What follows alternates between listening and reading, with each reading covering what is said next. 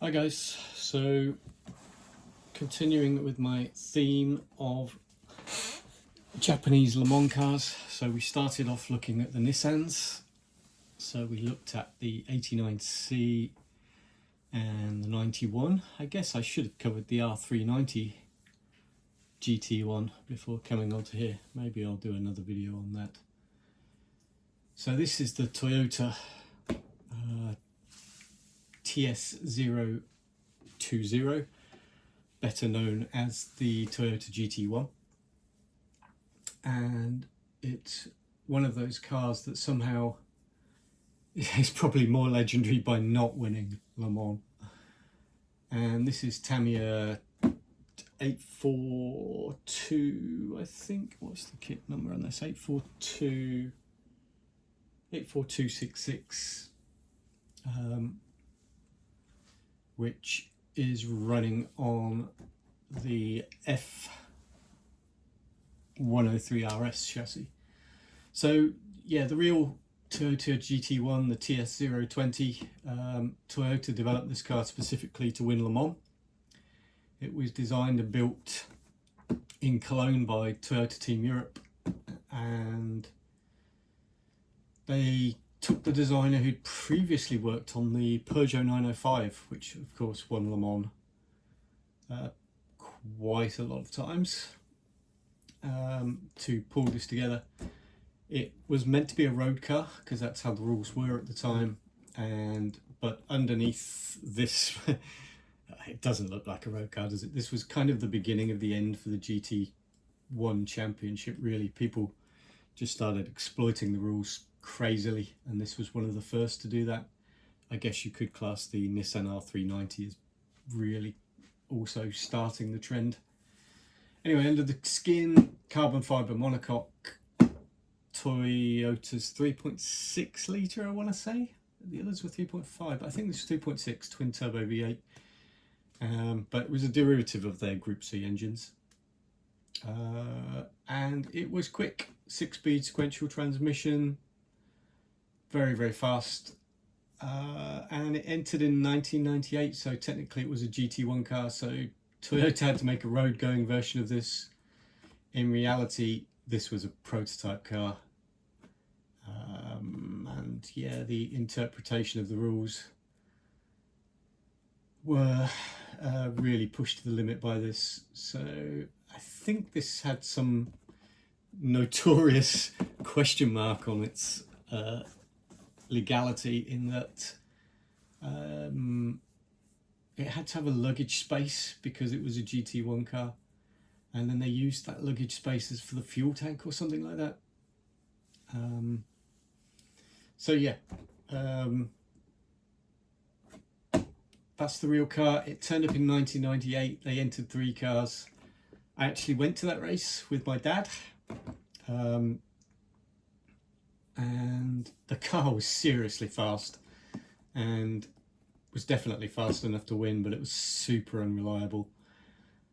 The 29 car, I think it was in contention for most of the race. The others had a lot of reliability problems, and this 27 car that's on the box I think came 9th in the end. But yeah, huge amounts of reliability problems. And then they came back in 1999. They locked out pole, I think. Car number 1 was retired. Car number 2 destroyed in an accident,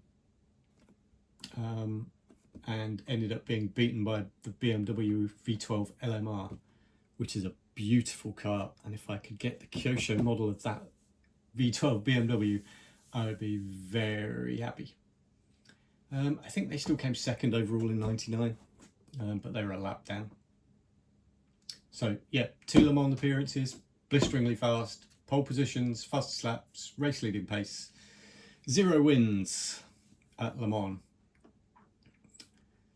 So where does this kit come from? So I think this came out in 2011, something like that.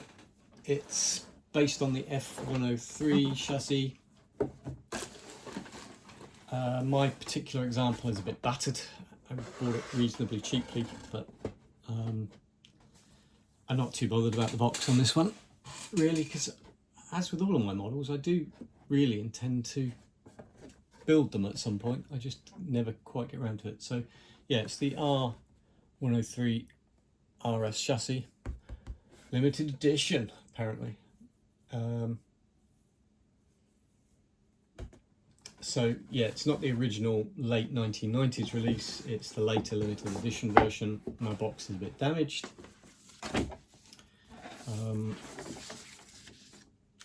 It's new in box. I think I have no idea what, I should have checked this before I started this. I have no idea what it has that makes it a limited edition, other than it being the RS chassis. So yeah, basically F1 wheels, which I don't really like on this car actually. I think they sit too small in the chassis, so if I did build this, I'd probably 3D print something that fit the arches better. It has this really gorgeous body. There's a lot of bits though you've got to cut out because the real car had a lot of holes in it. Something that outraged my father at Le Mans in 1998. How could a car with so many dangerous holes and fire spitting out of it be a road car? Fair point, Dad, fair point. Yeah, there's really not much to see in the box. It is just a F103 with the GT front end. So yeah, that's a little bit on another one of my many unbuilt cars, and that's the TS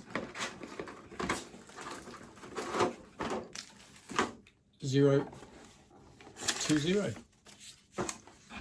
It is a beautiful looking car, and it was an amazing thing to see go drive at Le Mans.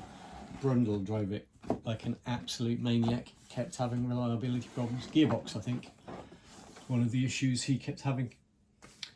Anyway, so that is the Toyota TS 010. I'm doing this really in the wrong order, because to get to the TS 010, there was, of course, again, there's so many of these Japanese Le Mans cars or Group C cars that have these, they really have very strong fan bases, but I'm never quite sure why, or if they do have why. If I am sure why, the story that people tell about them is never quite right. So before the TS02, there was, I'm not quite sure what's up to my body mount here. Anyway, I think I've got this on a Group C chassis that's not set to the right length. And look how dusty it is. So before the TS01, in 1992, Toyota entered this particular vehicle designed by Tony Southgate, who was the designer previously for Jaguar for their Group C winning XJR 6 through 12s. So eventually he moved on, and the XJR 14, which was the last of the great Group C Jags, was designed by Ross Brawn, who of course went on to great things with Ferrari and Benetton. Benetton first. I'm looking for my brush to dust this with, if you're wondering why I'm stumbling as I'm chatting. So yeah, this has just been sitting on my shelf. It's a bit battered because, like all of my cars, once I've built them, I don't just put them on the shelf. I like to run them a bit and then I put them on the shelf when they're screwed up. So I quite like it this way. They look like they've been in Le Mans. I think that's the best way, and it means I remembered driving them and having fun from it. Anyway, this came out in 92. Again, this has a bit of a odd fan base. There's like YouTube videos about how this car was so quick it cracked people's ribs. It wasn't that quick. It got absolutely pulverized by Peugeot. So yeah, it won some stuff in the Japanese series, I think, but it won a couple of rounds of the endurance championship when Peugeot broke down. But as a whole, it got its ass kicked in World Sports Car Championship in '92. Anyway, so that is a TS, a badly fitting. I should probably spend my Sunday afternoon making that the right length, shouldn't I? What motor have I got in it? There's all kinds of questions here. What ESC have I got in this? It's got a technical in there. Probably should take that out. It's probably, anyway, I need to shorten the wheelbase on this, make this fit. Again, I didn't really like, well, this car Tamiya never made, but I did print some wheels for this and they need painting. So, TS010, the one that started the TS badging. So then the cars that Toyota finally broke their duck with, and that's the hybrid cars, and this is the TS050. Apologies again, I do have a new body for this. I keep meaning to paint it because again you can see what a great driver I am by what state these come out of at the time. Anyway, this is the TS TS050. I really know nothing about this car, to be honest. I kind of lost track of Le Mans, but I do like these LMP cars. I do like my Le Mans cars. I've got so many Le Mans cars. And again, I think this is on a, yeah, this is on an F103 chassis. Quite sure. It's got a really nice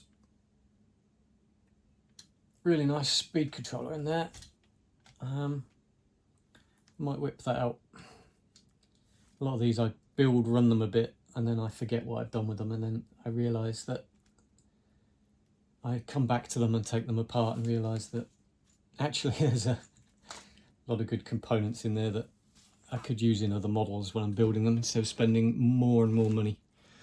So, bit of history of Toyotas. The remaining question that came on a post was, would the TS050 body fit on a TC01?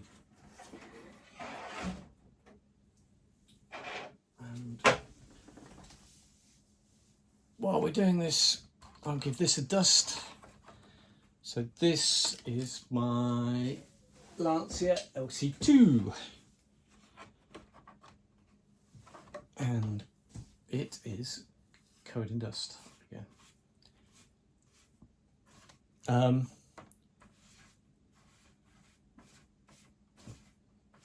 not going to cover too much on the LC2, but the LC2 is one of the, I think, one of the prettiest looking Group C cars of all time. And it was mentally fast over one lap. If it had been run with a decent team with a decent budget, I'm sure it could have given the Porsche 956, 962 a real run. As it was, it had about 1 million fuel pump failures, which I guess was because while it was fast, it wasn't actually efficient. So, the question was, would a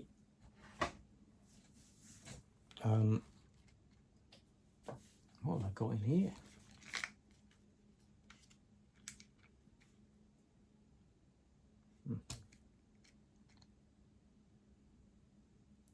T6 hand wound 8-turn brushed motor in there. It's quite nice as well. I think I put that in there because it was blue, which is as good a reason as any, I guess.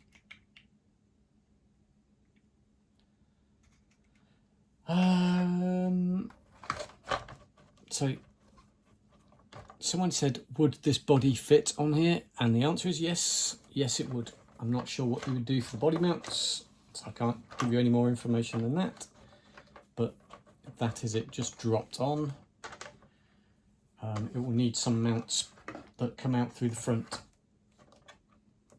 not sure how you do those, and you need to make some mounts that come out somewhere here, but it would fit quite nicely. Wheelbase and size, all perfect.